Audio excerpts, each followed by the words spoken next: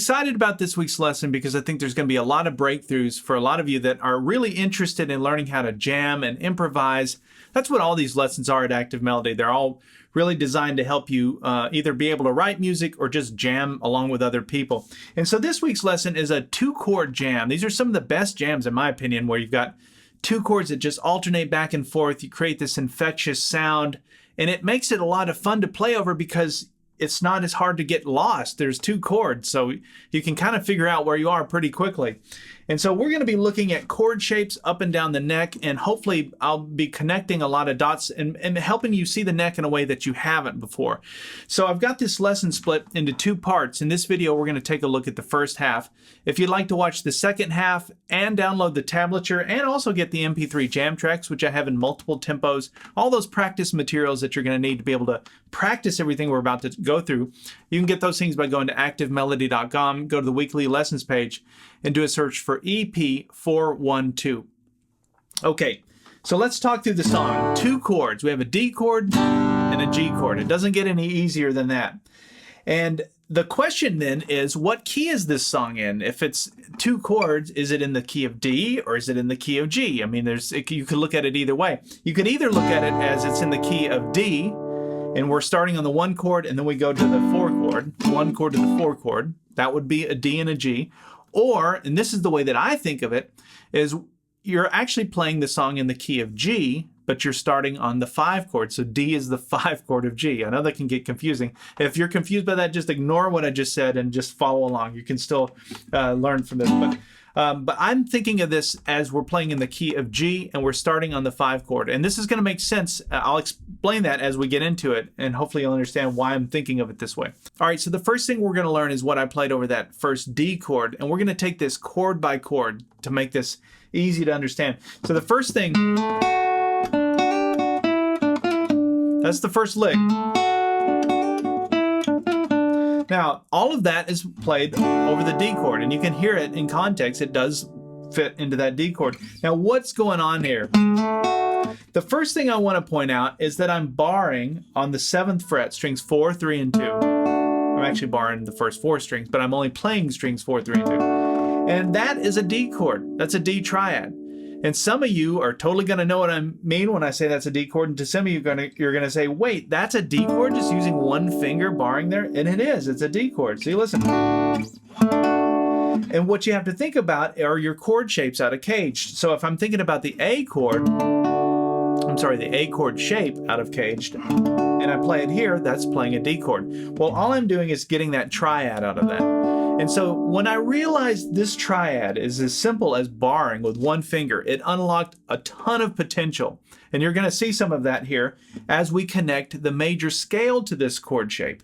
So we've got this little triad, and then on this side of the triad, I've got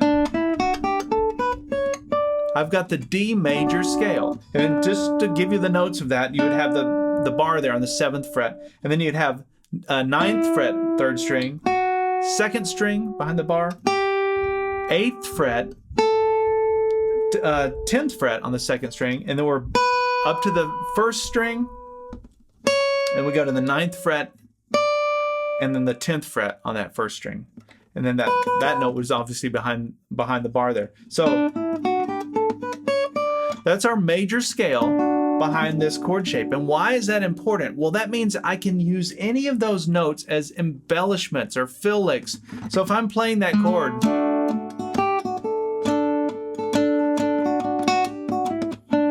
I can start to work in little melodies and things off this simple little chord here. Now, to some of you, that's like not any big deal, but to some of you, your mind is maybe blown and you're going to spend the rest of your afternoon sitting and doing nothing but that. And that's really good if you do that. That's an awesome way to practice, what we're doing. Every one of these licks, by the way, the goal isn't to learn the song. The goal is to take pieces of what I'm trying to show you here and just break it down, get under the microscope with it, and just analyze it. That's how you learn. And so that's what I like to do myself. I could spend an hour just looking at that. And what else can I do? All kinds of little things, right? Then I'd switch to another chord, right? Using the same thing. But just to put it in practice. Okay, so that's the first thing, is we're playing off of this triad and we've got the major scale on the other side of it. But there's more to this. That's just the beginning. So we're going to start off with these two notes. I slide in and to the fourth string, and then I play the second string. And then I go to the third string. So we have... And actually, I should talk about the timing. It doesn't come in right on the one. It comes in on the and of one. So it's one and. So when you hear that jam track, you don't come in right at the beginning. When I count it in, I go 1, 2, 3, 4, 1, and. That's when you come in. Okay, and that sounds like NBC, right? Anyway, then after that, we're going to go. That's from that major scale I just showed you. So we have 8th fret, 1st string, take it off. And then we have 9th fret, 3rd string. And then we do a quick slide from the 10th fret to the 9th fret on that 3rd string. And that just gives you a little bluesy flair to that note. Actually, I hammered on into that 2nd string. But there's one other thing I want to mention here, and this will set up the rest of this lesson. So yes, this is your D triad. And yes, this is your D major scale connected to that triad, but we're going to take that major scale and we're going to flat the 7. And some of you know exactly where I'm going with this. We're going to go. So you have 1, 2, 3, 4, 5, 6, 7. That sounds too... It has a sound, a major 7 sound. It sounds too pretty though. For something that's kind of strummy and country sounding like this, it doesn't really fit. So what we have to do is we flat the 7. So we bring it down just 1 fret. So now it's going to sound like this. And we can now come down to the 4th string and play those 3 notes. We can play 10, 9, and 7. So now we've got...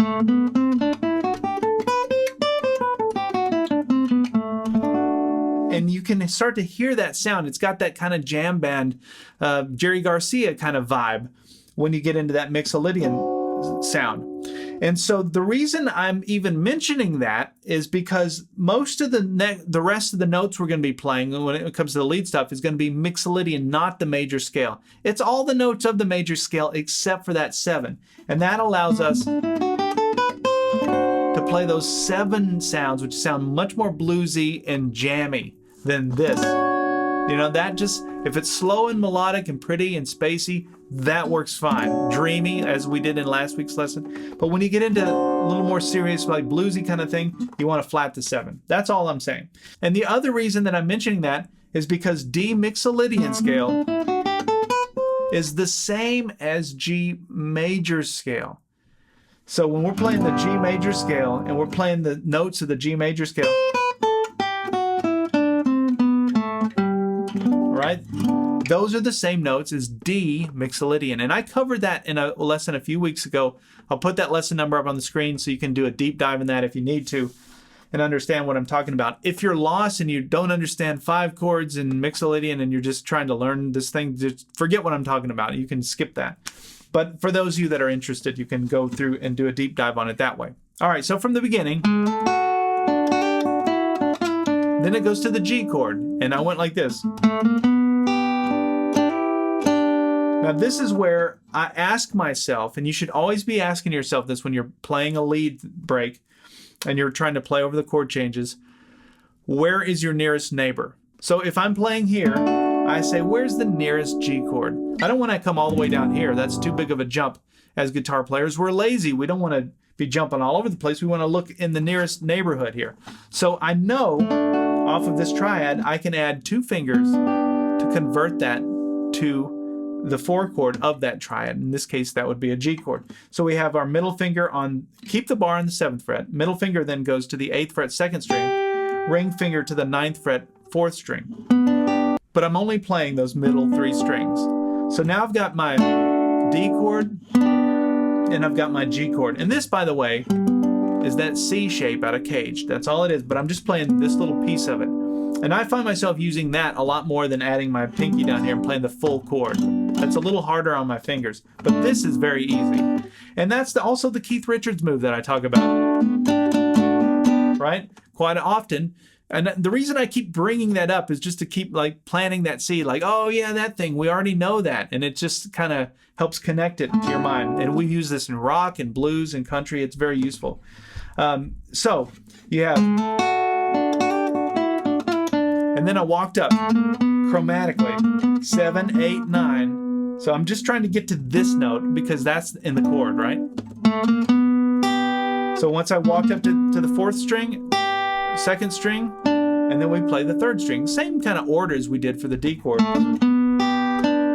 I've got my pinky free. Let's use it to do a little embellishment. So I'm just doing a hammer on to the 9th fret, 3rd string. That's a great embellishment off of this shape. If you're ever playing this chord shape, right? And you can do that anywhere. It's the same as if you're playing a G chord. You know, this kind of thing, but you're doing it an octave higher. 1, 2, 3, 4.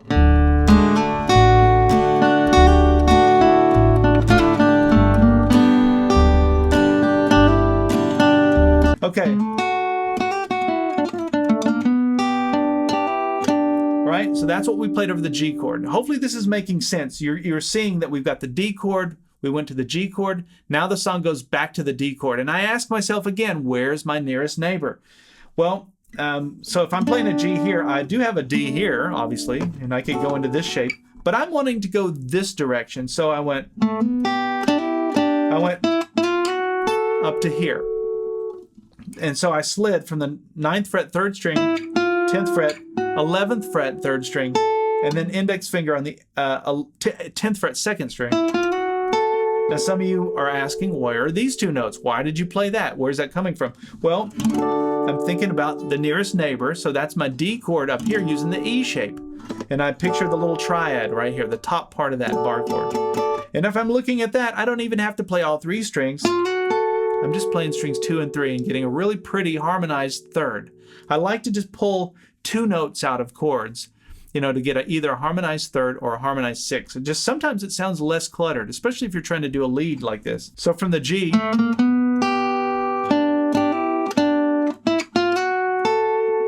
we came up to the D, and then I went.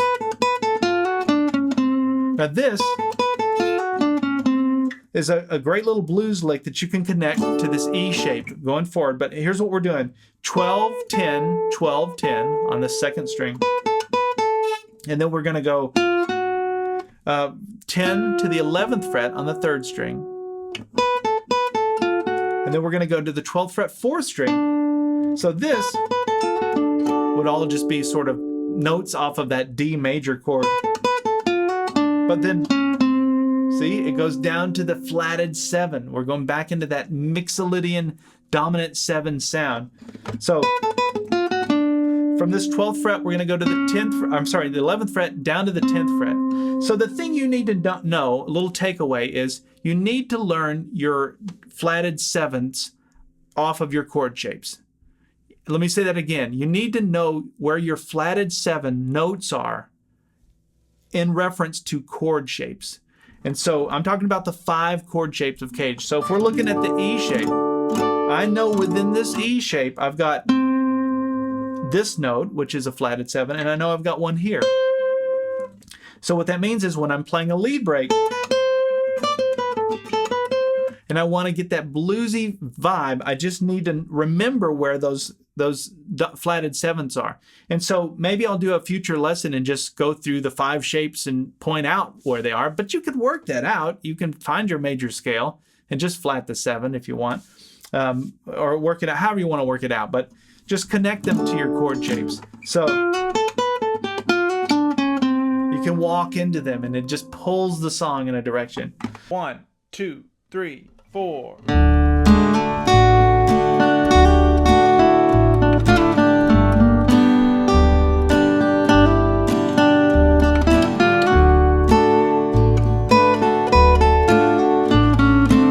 All right, so after that, we go back to the G chord. And what I played was, I slid up here with my middle finger to the 9th fret, 4th string, and then the 8th fret, 2nd string. So I'm picking the 9th fret with my pick, and then I'm using my ring finger to pluck the 2nd string. Now, some of you are saying, wait, how's that a G chord? Well, think about that G chord we were just playing, right? Using that C shape. And if you just look at strings 4 and 2, that's where that lives. It's just the chord. But I'm not playing the full chord. I'm just playing strings 4 and 2, which gives me a harmonized 6. Now, this is a really cool takeaway. So check this out. So this is where we're playing over the G chord. Very cool. You can use that in country, blues. It's very useful. But what am I doing? So I'm playing this chord shape, and I'm playing strings 4 and 2. But I was thinking about another G chord that's nearby, and I know that I've got my G chord up here using the A shape. And if I look at strings 4 and 2 out of that A shape, it looks like that. So what I just did was I connected this to this, right? They're both G's. But I just walked it up. So I went from this shape and then up to this, but I walked it up like this, right? So from this shape, once we get here to this 10th fret, we go 10, 11, 12. So you can go this direction or this direction with this, right? Very useful for G. And look at it off your shapes. So think shapes. I'm telling you, that's the biggest thing that I can't stress enough is once I know how to do that, if I'm playing in C, for example, right, I can work that in anywhere. So that's what's going on there. Let me back up from the beginning and play up to that point. 1, 2, 3, 4.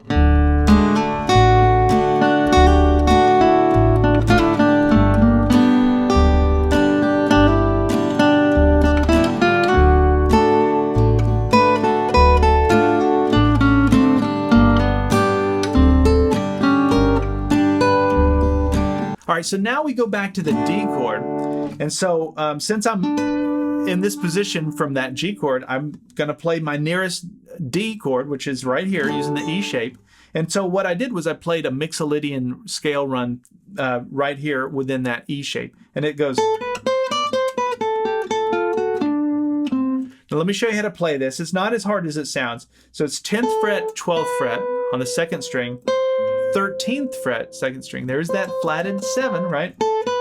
And then we go up to the 10th fret, first string, back to the second string. So you keep that 13th fret down, and you let that ring out. So it goes like this. And then we're going to walk it back down, 12, 10 on the second string.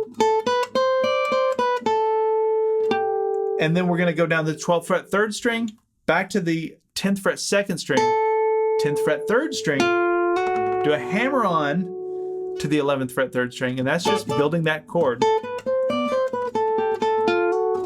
And then we come down and play the rest of the chord, actually, that note, which would be the 12th fret, fourth string. And then touching on that dominant 7 again. Remember, I said you got to know those notes. You got to know where your flat 7s are. When I say dominant 7, flat 7, that's interchangeable. Your dominant 7 chord has a flat 7 in it. So, okay, and then we go back to your G, which we've already done, that little harmonized 6. And then I played this. Let's look at this lick, and then that's going to wrap up this first part. So we've got this slide into the harmonized 6, and then we're going to go 10, 9, 8 on the second string, a little chromatic walk down. And then we're going to go 10, 9, 7 on the third string. So we have, and then that last note would be the 9th fret, 4th string. So all together, and then we land on the 7th fret, 3rd string. Now these notes are G mixolydian. So you can see at this point, we're playing over the G chord, right? And I know that this that's that flatted 7 for G, that note. And so that's why I have to know them off of my chord shapes. And that's why it has a little more of a bluesy feel. All right, so one more part. I'll throw this in too. So now the song goes back to the D chord. And watch this walk down. You got to know this. This is a classic. Right? You've heard that in country, you've heard it in blues. It's very simple to do because we're just connecting chord shapes. So I'm going to come up here to this D chord using the E shape, playing strings 3 and 1 though, just that little triad. I'm gonna walk that down 2 frets. So just trust me on that part. And then we're gonna come into this, where both fingers are in the same fret. So we're on fret 7, 6, down to 5. Now look at this fret 7 and 5. Think about that, 7 and 5. We're playing over a D chord, right? There's my D chord using the A shape out of Caged. Look at the frets my fingers are on, 7 and 5. See that? So now if I can picture this chord shape, I can picture this off of that chord shape. So what I just did then was I walked from the E shape down to the A shape, basically. So we went just like that. Okay, hopefully that makes sense, that you've got these little, and we've covered this like the 6 chord to the 9 chord. It's the same, it's that chord, but we're just playing strings 1 and 3 out of it. Okay, then the song goes back to the G chord, and I went little Sonny Landreth thing from John Hyatt's song. So after this note, I slid back up to the 7th fret, strings 1 and 3. And I'll explain why in just a minute. And then we come down to this, which is your G chord, using the E shape, strings 1 and 3. But I'm hybrid picking that, picking the 3rd string, plucking the 1st string. I keep that bar there on the 3rd fret, strings 1 and 2. But my ring finger comes up to the 5th fret, 3rd string. And then we go back to the G. Now, the reason this works, I knew we were about to go to the G chord. So we were playing over the D chord. Remember, our last thing over the D chord was this. I was picturing this, the G triad here, using the D shape. So when I think G chord, I don't just think G chord. I think, oh, G chord, and I think G chord, and I think G chord, and I think G in, different positions. And that's how the fretboard lights up for me when I think of a chord. And then when it flips to the D chord, I see all the D chords. And so I knew that I had a G triad here. So I slid into strings 1 and 3 out of that triad. And that's why that works. Which just happened to be in that D shape, right? But it's also in the G.